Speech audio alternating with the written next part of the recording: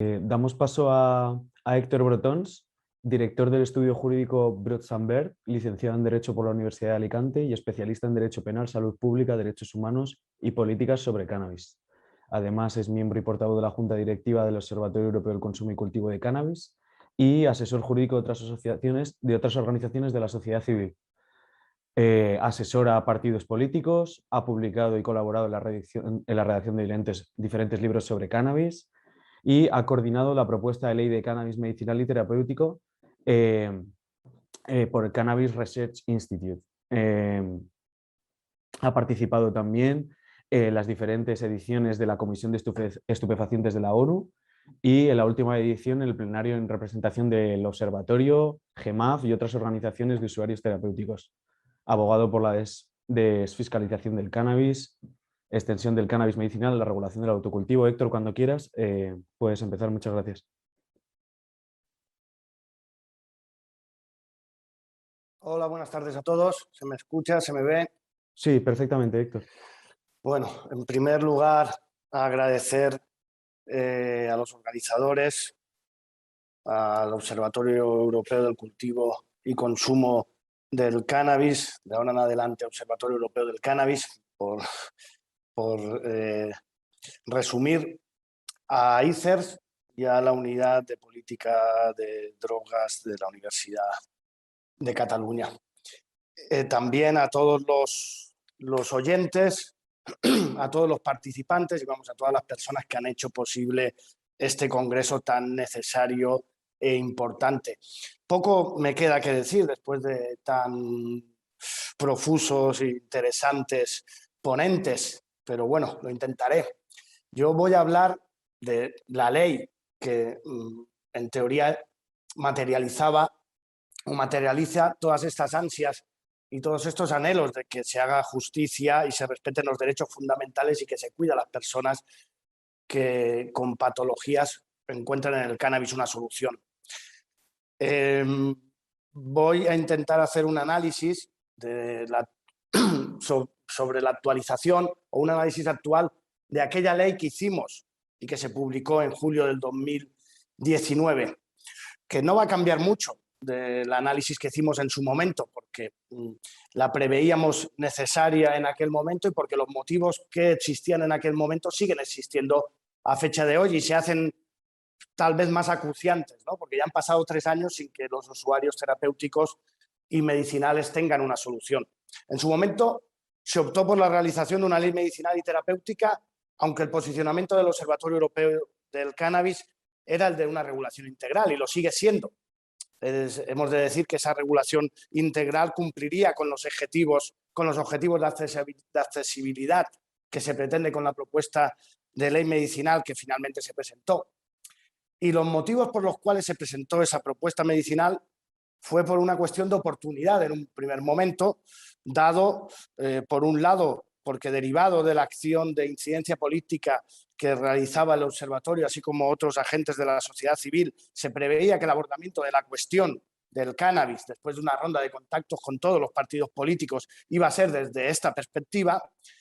siendo crucial ese debate para que no se quedaran fuera la mayoría de las personas y se cediera la gestión a grandes empresas farmacéuticas que tienen su papel en la sociedad. Podemos estar más o menos de acuerdo con su posición, pero como hemos dicho, tienen su papel, igual como el papel que Marta comentaba de la Agencia Española del Medicamento, que son muy importantes, pero no deben de tener el oligopolio. Y más teniendo en cuenta el análisis que ha hecho la representante de Cibio en relación con la fuerza de lobby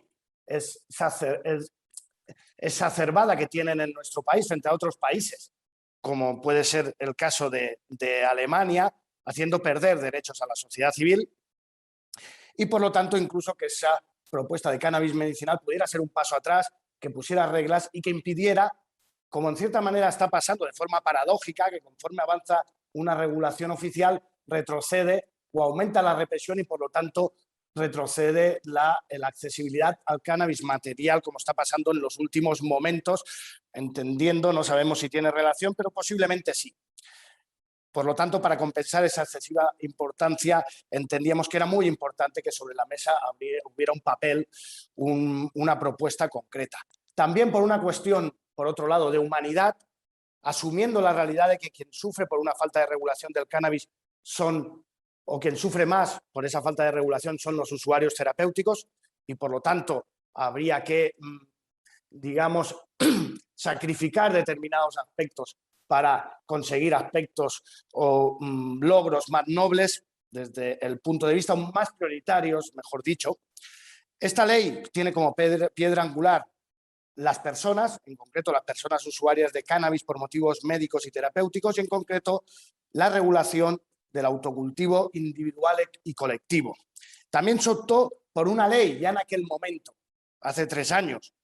porque solo a través de una ley y no de un reglamento se puede regular el autocultivo. Por contradecir un reglamento que regulara el autocultivo, la ley del 67, la desfasada ley del 67, que por otro lado, aunque ha sido avalada por los tribunales, no debería existir solo porque no ha pasado por las Cortes Constitucionales. Porque también esta regulación a través de un reglamento que no es baladí comportaría una debilidad y, por lo tanto, un posible cambio con un cambio de fuerzas políticas,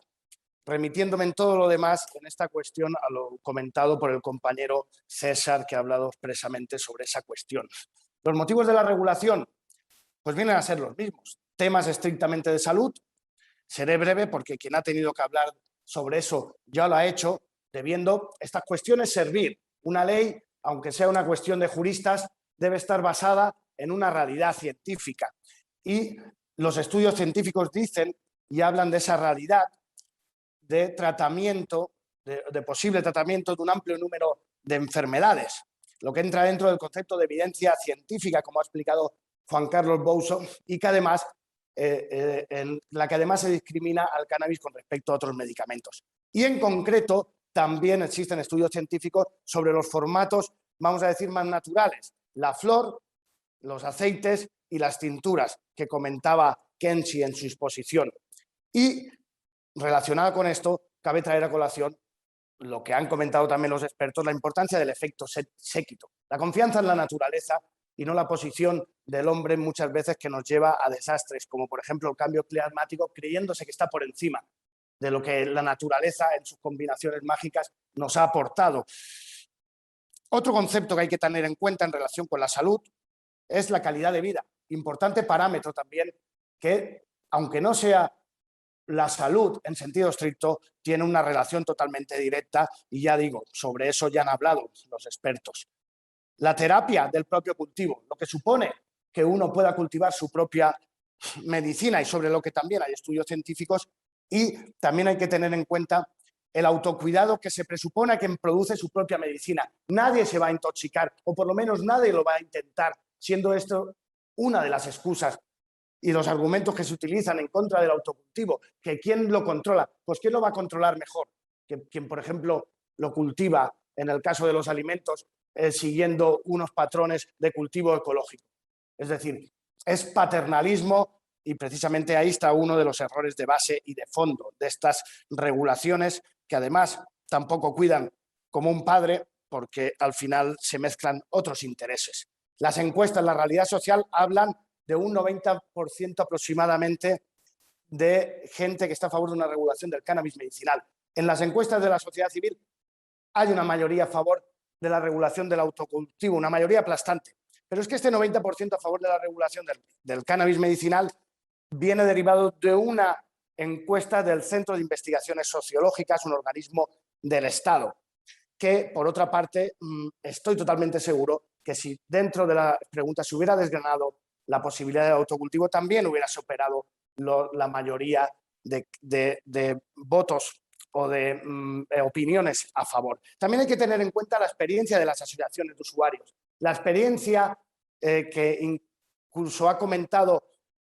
Patia Amiguet de CATFAC y de CONFAC, que genera incluso otro concepto que es importante, igual como el autocuidado y la producción de la propia medicina, la creación de comunidades terapéuticas y del apoyo entre usuarios médicos y terapéuticos que sufren una misma enfermedad y que se pueden reconocer unos a otros, y es una realidad que todos hemos visto. También existen cuestiones económicas. la renta disponible, que es un concepto que no se suele utilizar con habitualidad, pero supone que las familias tengan menos gastos y más dinero para otras necesidades, y más en los tiempos en los que ahora nos encontramos. El pago de impuestos, puestos de trabajo, mejor economía, porque los gastos son mucho menores de un tratamiento que se pueda producir de forma autogestionada y de forma colectiva frente a los tratamientos de medicamentos proporcionados por las grandes farmacéuticas, que son mucho más caros. Y lo que es muy importante, que es una cuestión de derechos fundamentales, la dignidad. El derecho a la dignidad, que está incluido en el juramento hipocrático y que yo no siendo médico, pero hablando con profesionales de la salud física y mental, y bueno, también lo puedo intuir como ciudadano, la falta o la merma de amor propio, la consideración como delincuente de las personas, y más cuando están afectadas por una patología, puede afectar a su proceso curativo y aparte de atentar contra este derecho primario, que ya ha sido digamos, cristalizado en muchas sentencias de altos tribunales y en concreto de altos tribunales constitucionales o supremos o cortes supremas de Latinoamérica, que precisamente, y en eso nos llevan la delantera en la realización de leyes, lo entiendo que ha pasado porque ellos han sufrido muchos más las consecuencias negativas de la prohibición. También se vulnera el libre desarrollo de la personalidad, el derecho a la libertad cuando se sufren detenciones, limitaciones de movilidad y sanciones, el derecho a la información y el derecho de asociación. También el derecho, como comentaba el guardia civil que ha hablado anteriormente, el derecho a la seguridad jurídica, así como el derecho a la igualdad frente a otras personas que sí que tienen acceso a sus tratamientos. También es importante el derecho a la salud pública, que no es un derecho fundamental, recogido en el artículo 43 de la Constitución, el cual pregona que el Estado debe poner todos los medios para alcanzar los máximos niveles de salud en la sociedad. Pero se utiliza de forma maniquea, como tantos otros bienes generales, la paz mundial, la desnacionalización de un país, para excusar otros objetivos espurios muchas veces, no revelados, y que indirectamente generan muchos más problemas de los que solucionan, y en concreto relacionados con la salud. También se dan graves prejuicios que lo genera el prohibicionismo en general, pero que se acentúan en usuarios terapéuticos, casos de contaminación del producto, desinformación y criminalización. Por otro lado, el marco internacional de fiscalización no impide la regulación medicinal del cannabis, sino todo lo contrario, expresamente da la posibilidad de regular, y este es abierto extensamente con la reclasificación del cannabis de la lista 4 a la lista 1 en la 63 reunión de la CNMD, no habiendo obstáculo a una regulación inclusiva y amplia del cannabis medicinal. En este mismo sentido, es también un motivo de la regulación del cannabis medicinal el hecho de que la jurisprudencia y la ley, con una interpretación acorde con los derechos fundamentales, excluye la penalidad del autocultivo y del autocultivo colectivo. Es más, desde Europa existe un mandato desde 2004, a través de la decisión marco número 2004-757-JAI del Consejo de Europa, que obliga a la exclusión del autocultivo de las conductas sancionables penalmente. Por todo ello, es necesario esa modificación, y más cuando de usuarios terapéuticos se trata. En cuanto a las actualizaciones con las que nos encontramos a fecha de hoy, son pocas. Sobre ellas se ha hablado por la compañera Marta de Luxán y por César, en cuanto a la subida del 0,3% frente al 0,2%, pero es más, hay que decir que la experiencia en multitud de casos llevados por abogados que forman parte del observatorio es que los niveles de THC en cultivos de cáñamo industrial suelen ser mayores. De hecho, las propias resoluciones de los tribunales frente a las líneas interpretativas de las autoridades que ha expuesto Marta suponen archivos de hasta un 2% de THC, porque además de haber parámetros mayores como el 0,6 de Italia, como el 1% en Suiza y Uruguay, existe el índice de psicoactividad, porque el CBD no solo está fiscalizado, interpretación errónea también de algunas autoridades aludiendo al 61. En el 61 aún no se conocía ni siquiera la existencia del THC, por lo tanto es una legislación o una interpretación totalmente irracional. Bien, esta normativa internacional a través de sus protocolos establece que el CBD anula los efectos del THC y por lo tanto el índice de psicoactividad THC partido CBD debería ser la fórmula adecuada y en este sentido tan solo propondríamos este cambio al texto legal que ya hicimos. Por otro lado, cobra no solo existen motivos, sino cobra mayor importancia esta propuesta debido a que ahora mismo está en el seno del Congreso de los Diputados a través de la subcomisión medicinal y por lo tanto es más necesaria que nunca y por lo tanto estamos aún a tiempo porque hasta hace poco tiempo había quien pensaba que el debate del autocultivo no estaría y está a través de distintos compañeros, en concreto de Noemí Sánchez, presidenta del observatorio, que expondrá esta postura. Las líneas maestras de esta ley son 5, que digo brevemente y voy concluyendo. Derecho a la seguridad del autocultivo y uso del cannabis en pacientes con una regulación de cantidades de autocultivo, de tenencia y de posibilidad de consumo de forma análoga al tabaco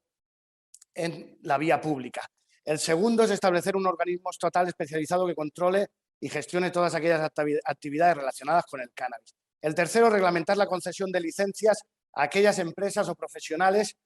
que quieran dedicar su actividad al cultivo de fabricación y derivados y distribución de semillas, plántulas y esqueje de la planta del cannabis Sativa SL. En cuarto lugar, propiciar un espacio regulado en el sector de actividades profesionales y empresariales, en concreto de los grow shops que llevan desde 20 años, que llevan más de 20 años sirviendo de plataformas de asesoramiento y sobre todo en casos de usuarios medicinales para prestar información y que no se encuentren con los daños asociados al prohibicionismo. Por último, regular el derecho a asociarse y constituir un club de cannabis terapéutico a partir de una normativa clara y concisa a partir de la prescripción y el seguimiento médico, igual como en autocultivo medicinal, pues es posible, tal como comentaba también Juan Carlos Boucho. Por todo ello, solicitamos que se incluyan 2 conclusiones en la comisión. La realización de una ley y no de un reglamento, como hemos dicho, en donde aparte de la regulación comercial farmacéutica se regula el autocultivo individual y colectivo por los motivos expuestos y que en esa regulación de la ley se tenga en cuenta el texto de la propuesta de la ley indicada y se tenga en cuenta todos los actores de la sociedad civil y expertos en la redacción de la propuesta que ha sido presentada a la comisión y entregada a la Biblioteca del Congreso. Y todo ello para hacer que se nos escuche y que nuestro Estado pueda tener una regulación más acorde con la salud, la ciencia y los derechos fundamentales y la democracia. Muchas gracias.